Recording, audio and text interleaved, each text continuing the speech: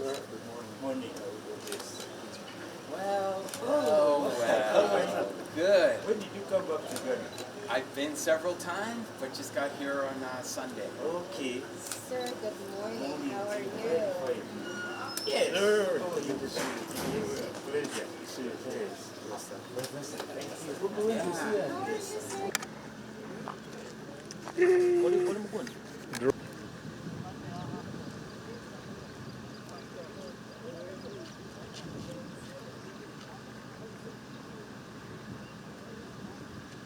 Prizes here, but let's go ahead and unveil it. Welcome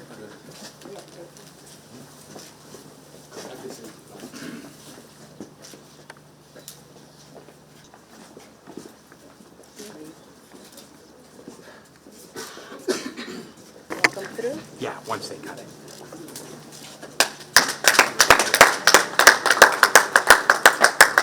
Ladies and gentlemen, good afternoon. We went to Somalia in 2007, the month of March. And by then, for Battle Group 1, 2, 3, we were on bilateral arrangements with the US. So they used to pay us, feed us, and up to date, they are still supporting us.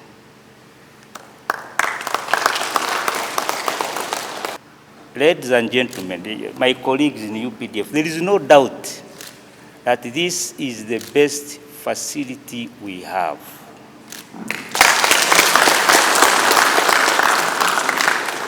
And I thank our partners for the offer. He talked of maintenance, that is our collective responsibility. Make sure this structure remains the way it is. Whatever resources you want to maintain it, please don't hesitate.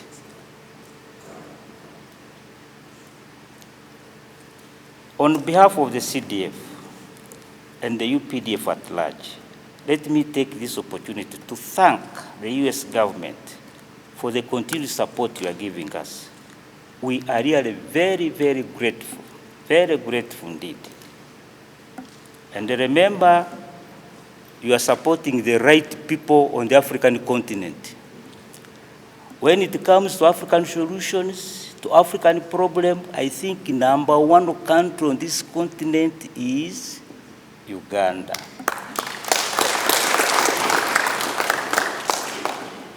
International peace and security is our collective responsibility.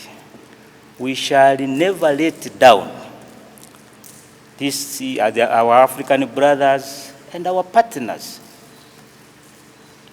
When you look at Somalia is around 830 nautical miles. We don't share borders with them.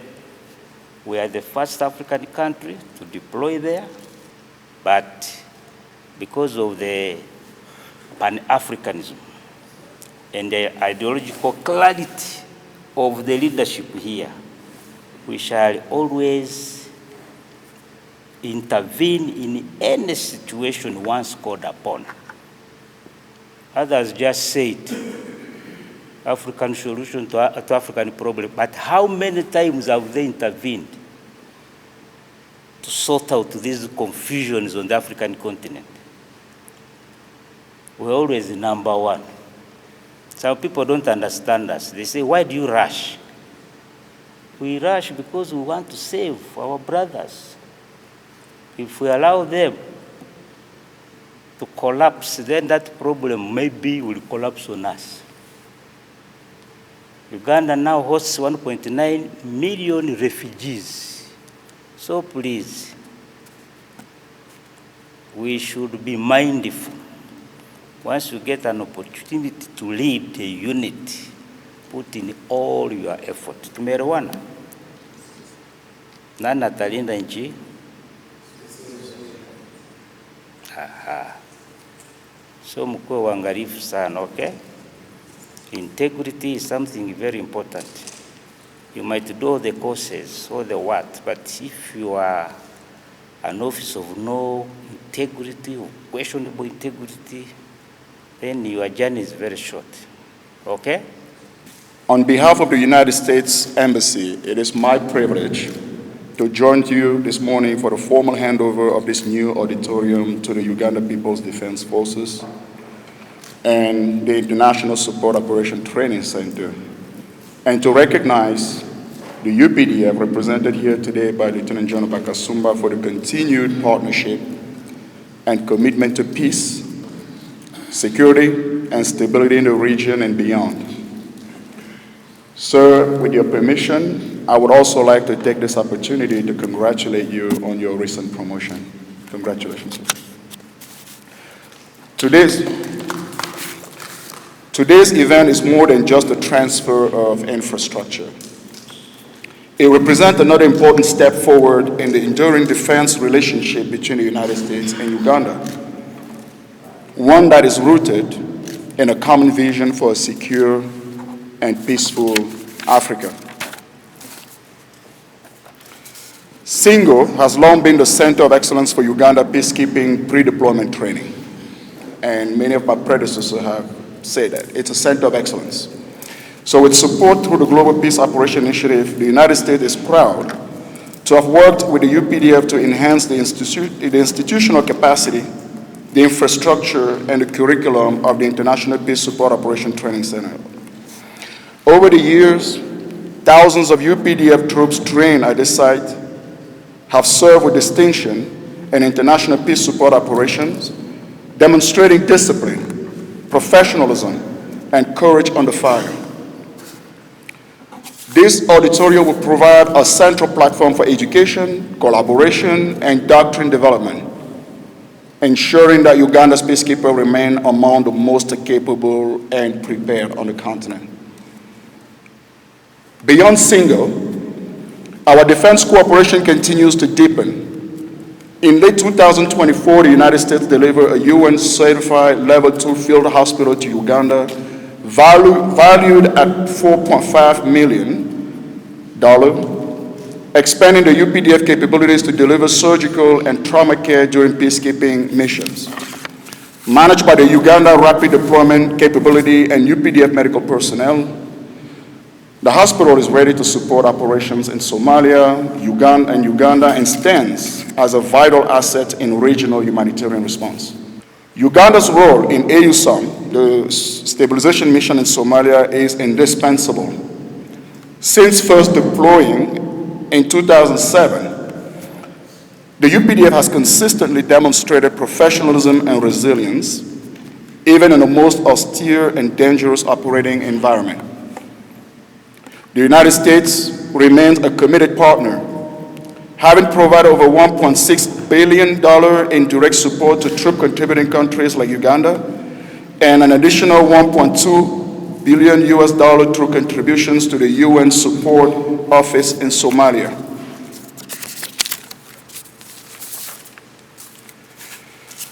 We also commend the UPDF's vigilance and operational tempo in responding to threats from regional terrorist organizations, which continue to pose risk in not just to Somalia, but to the border of East African region and global peace. So we come back to this auditorium. This auditorium symbolizes our shared investment in future generations of peacekeepers and officers. The future UPDF soldiers who will sit in these chairs, listen to lessons learned, and live prepared to uphold peace and security around the world. On behalf of the Uganda Peoples Defence Forces training community, I would like to extend our heartfelt gratitude and congratulations to the United States government and the wonderful partnerships and the support towards the peace and stability of our region. This state-of-the-art auditorium built by the United States government is a testament to the strong bond between our nations and a symbol of your commitment to promoting peace, security, and cooperation. The auditorium also stands as a monument in memory of the UPDF soldiers who have paid the ultimate price in peace support operations, and may their sacrifice never be forgotten. Let us leverage this facility to improve our capacity, sharpen our skills, and produce highly competent peacekeepers who can make a meaningful impact in the region and beyond. I once again congratulate the UPDF on achieving this milestone, and this auditorium is not just a physical structure, but a symbol of our collective commitment to peace, stability, and cooperation. Thank you, and may God bless the people of Uganda and the people of the United States. So I take this opportunity to greet you all and warmly welcome you to International Peace Support Operations Training Center. I am Brigadier General John Patiko Tongo, the Commandant of this center. We are here today to witness the official handover of this auditorium facility, which is an offer to the Uganda Peoples Defence Forces by the United States government. Honored distinguished guests, standing here today fills me with pride as we celebrate the remarkable achievements steered by the United States Embassy engineering team. What started as an ambitious project, this is exactly in line with what Mr. Phillips touched in his opening remarks while we were outside. It started as an ambitious project, transformed itself into a testament to collaboration, innovation, and pure determination to have the auditorium facility construction come to its final conclusion as we celebrate today the official handover of the facility. Looking around this facility, each face shows countless hours of commitment, innovation, and determination that have brought us to where we stand today. I therefore take this honor to recognize the contribution of Chief of Joint Staff, Lieutenant General Jack Bakasumba, in particular for hatching the plans to have this facility take shape right from its inception stage.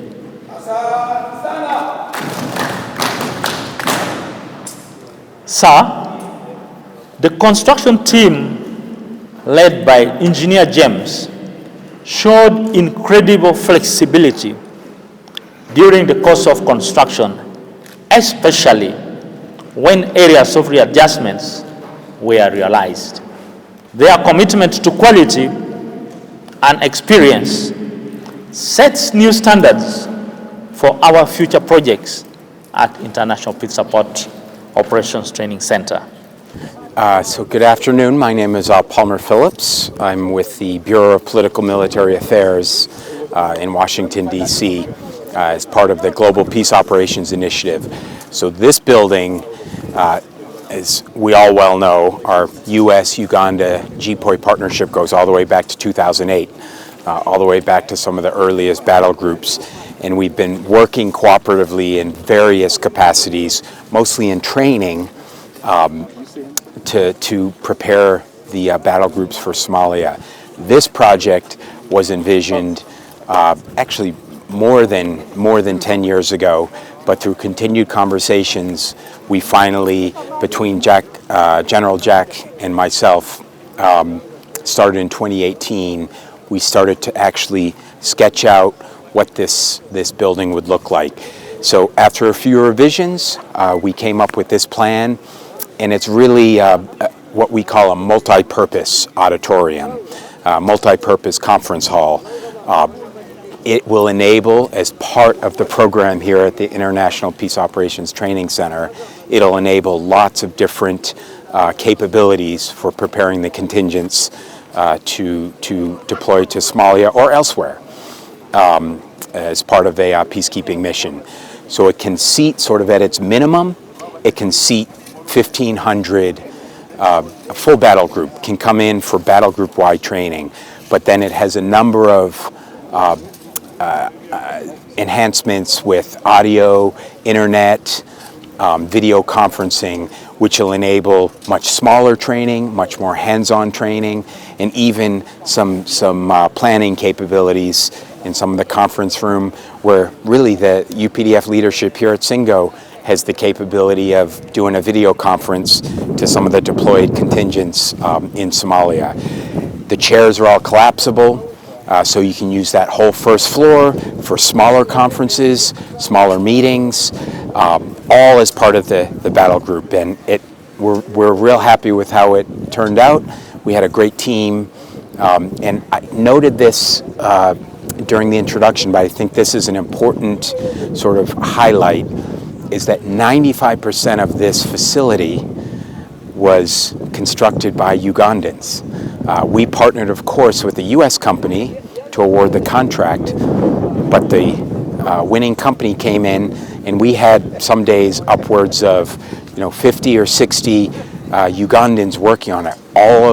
With a few exceptions, all of our leadership team are Ugandan engineers, Ugandan technical experts, and that's why I was happy to get a chance to introduce some of them before we went inside. So it's really not only a good collaboration to bring that capacity, long overdue for Somalia, but really the process of constructing this was one that was quite collaborative through multiple commandants, ending here today.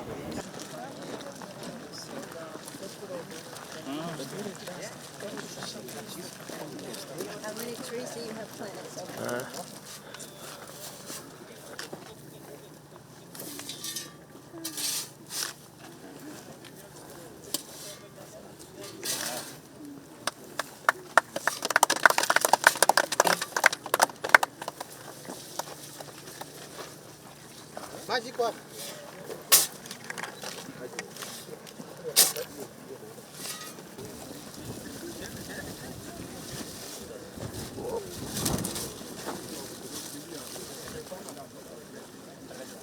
It was really deep. Huh?